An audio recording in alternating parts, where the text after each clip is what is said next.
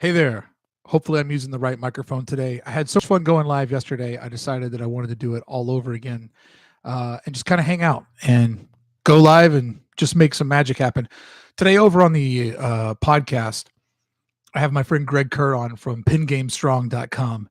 And he made a big life decision. And I thought it was a really great episode and a good story to share with everybody about how, you can get into this moment where you're afraid of change because everything's going for you so good at that moment. And you're just so excited that life is what you wanted it to be. And you get in this paranoid moment of you're afraid of change. And one of the things I wanted to do is, before I get into what I'm talking about today, if you comment below, I will send out one of these pens to one of the commenters.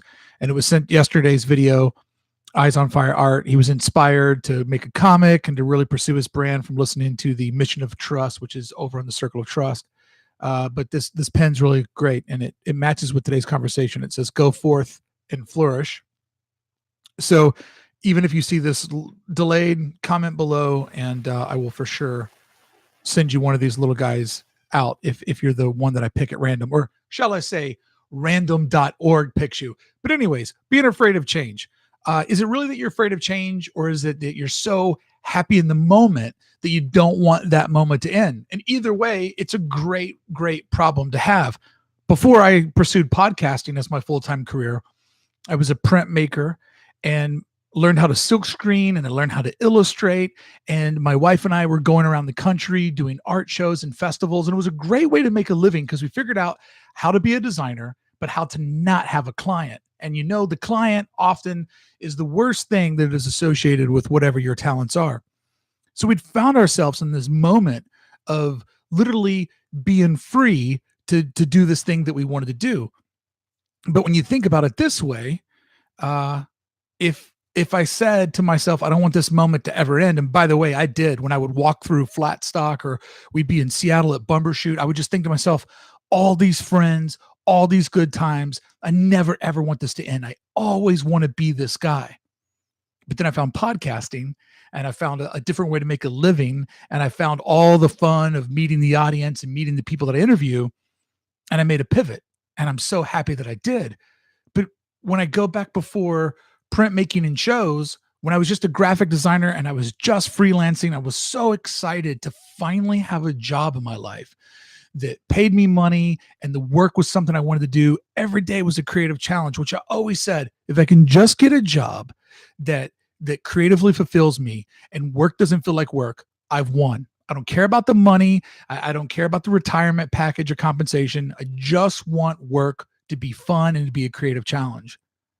But had I never let that moment escape me and start saying no to clients and start saying yes to building a press, learning how to print, which was very, very hard, and trusting my illustration skills, I never would have had that printmaking career, right? I never would have opened up and unlocked that door.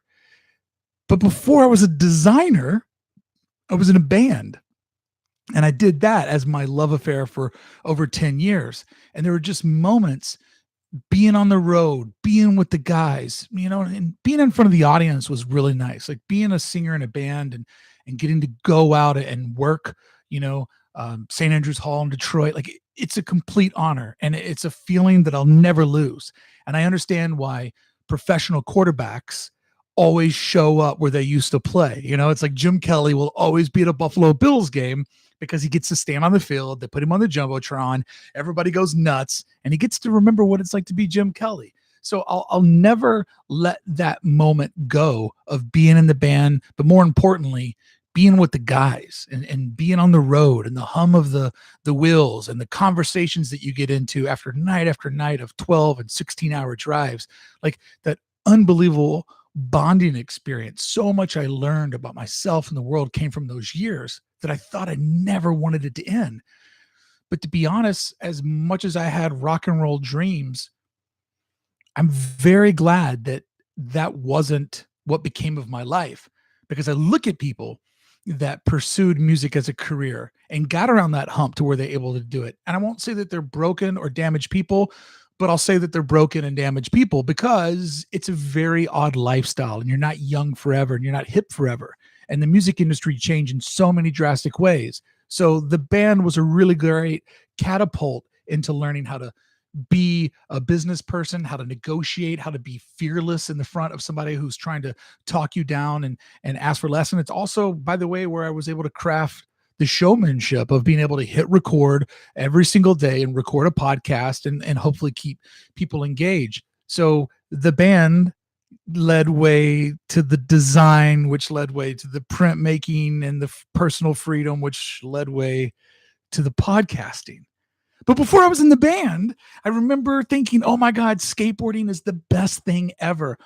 When I get a car, all a car is going to do is take me to more skate spots. I'm never going to let a girl come in between me and skateboarding. I'm never going to let a car or a job get in the way of between me and skateboarding, because I hated sports as a kid. I was never good at them. I used to just completely beat myself up all the time. But then I found skateboarding. And I found that peace and solitude of being out there on my own, me against the board. If I could learn how to ollie today, it was the biggest win ever. That scene in mid 90s where the kid finally does the worst shit ollie you've ever seen, but he just has that excitement. He runs around like he just, made a touchdown for the Super Bowl. I know that feeling. That feeling made every hair in my body stand up. And it made me come alive, remembering that victory. But I also remember the next day going, can I ollie over a board now? Can I ollie down one stair? Can I ollie down, one stair is a curb, but can I make it to 2 stairs? Can I make it to 3 stairs? Now can I make the set of 3 stairs at Jeff High? Can I ollie over a garbage can? And just that personal achievement. And really, skateboarding taught me how to believe in myself when no one or nothing else could. So obviously, I never wanted skateboarding to go away, but then I got asked to sing for my friend's band. And then the band turned into a passion, which turned into learn how to do art, which turned into how to learn how to do printmaking and sell my own products, which then all of this gave me the information to know how to become a podcaster. But it could go back even further than that, because I remember the first time that I ever got the clothes that I wanted, right? My family lived on a budget. We're from Southern Indiana, Louisville, Kentucky area. Money was not a big thing. I didn't have just 10 G's just always sitting next to me at all times, fake money. I didn't have the Land Rover back then. I just had small town dreams, right? But whatever reason, maybe it was as they were going out of style and it was the clearance rack. But I remember I got to pick out the clothes I wanted. I remember sitting in the back of my dad's 77 green Monte Carlo wearing a fuchsia, back then called wife beater, not politically correct anymore, but you know what I'm talking about, a ribbed fuchsia tank top with jams on, white jams with just bright color patterns everywhere. It was the first time I ever took ownership of clothing. And I just remember thinking, I hope jams never go out of style. I hope that I get to wear this look forever, because I figured out that I had found who I was. But then the jams and the different colors that get you into looking at alternative music, which a kid moves into your neighborhood and you get into skateboarding, and then through skateboarding, you find punk rock. Through punk rock, you become in a band. Through a band, you learn art, design, commerce. Then you learn how to make your own product because the clients suck.